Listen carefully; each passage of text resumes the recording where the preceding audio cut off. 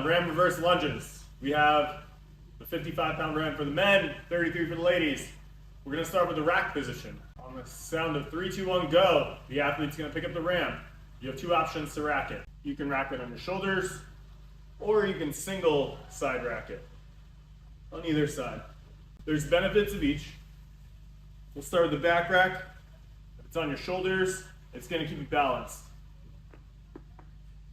The single rack is not going to keep you balanced. However, it gives you a free arm to offset some of the load put on your legs. This here, there is a line on the ground. You need to be in front of the line. For the reverse lunges, for the back rack, we're going to step back, put our knee on the ground, step up, step back, knee on the ground, step up, and so on. For the single rack, this is the advantage I was telling you about with a free arm. We're going to step back, knee on the ground. You can use your free hand to push off of your leg, step up.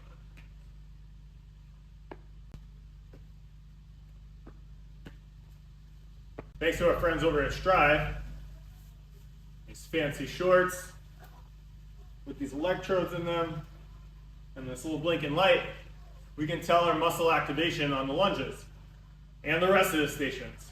Most of the DEKA stations are quad dominant. Quads are in the front of the legs. We can use a lot of quads here. It's not that hard. However, what we want to do is use less quads on station 1 so we can save the quads for later. 1, we just talked about this. You're using your free arm to spare your legs. 2, this is super important and makes a lot of sense.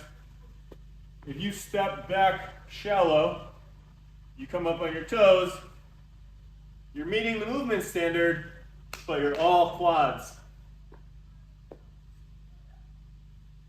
We want to use less quads. So we want to take a longer step back,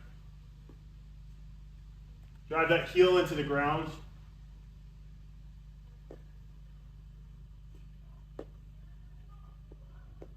and that activates more hamstrings and more glutes. The more load we take off the quads and distribute to these other giant muscles, the better, because we're sparing these quads for later. If you don't believe me, get a pair of Strive shorts and test it out yourself. Lastly, new this year, you must place the ram down in control. So you can't throw it anymore. Well, you couldn't throw it last year anyway, but now we have a penalty. If you drop your ram or you throw it, you can't start the rower until you pick it up.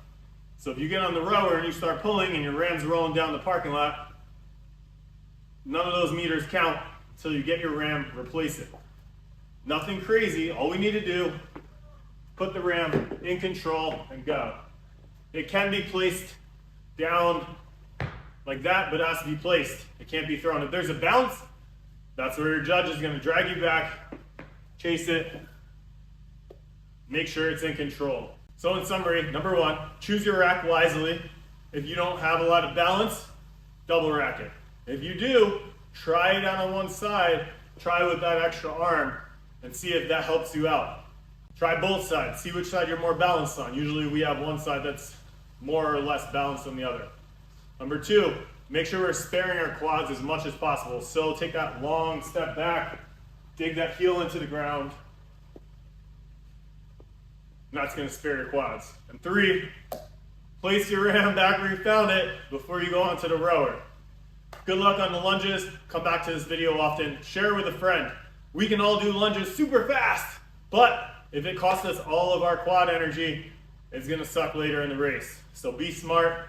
Slow is smooth. Smooth is fast. Get through the lunges, but save as much as you can for later. Good luck.